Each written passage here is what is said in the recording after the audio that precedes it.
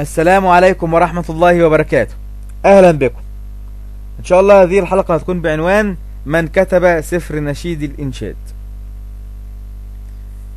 في المدخل إلى سفر نشيد الإنشاد للآباء اليسوعيين صفحة 1378 و 1379 يقول النص: إن هذا الكتاب الصغير يشكل مسألة من أشد المسائل المتنازع عليها في نصوص الكتاب المقدس. فما معنى هذه القصيدة الغزلية في العهد القديم؟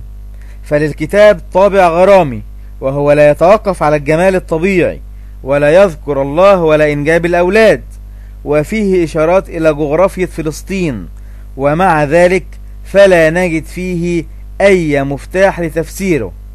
من الذي ألفه؟ ولماذا ألف؟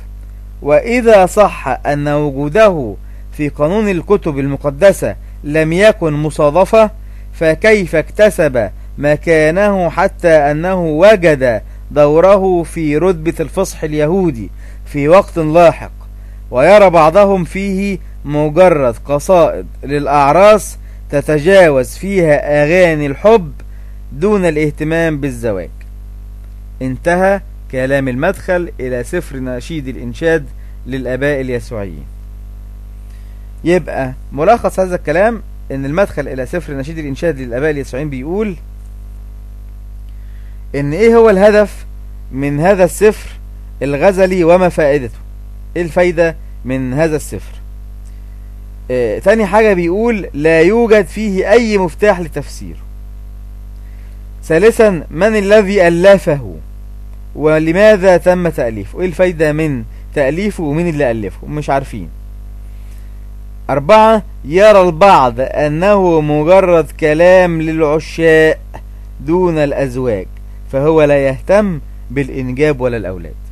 هذا كلام المدخل إلى سفر نشيد الإنشاد للآباء اليسوعيين. نجد أيضا ويل ديورنت في قصة الحضارة صفحة 388 المجلد الثالث يقول: مهما يكن من أمر هذه الكتابات الغرامية فإن وجودها في العهد القديم سر خفي، ولسنا ندري كيف غفل أو تغافل رجال الدين عما في هذه الأغاني من عواطف شهوانية وأجازوا وضعها في الكتاب المقدس. انتهى كلام ويل ديورنت في قصة الحضارة.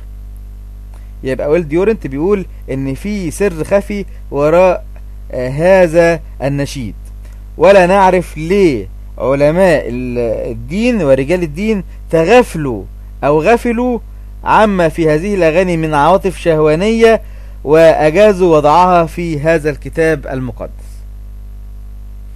نص آخر خطير جدا جدا في الترجمة الكاثوليكية لدار المشرق صفحة 226 يقول النص: لا يقرأ نشيد الأناشيد إلا قليل من المؤمنين لأنه لا يلائمهم كثير.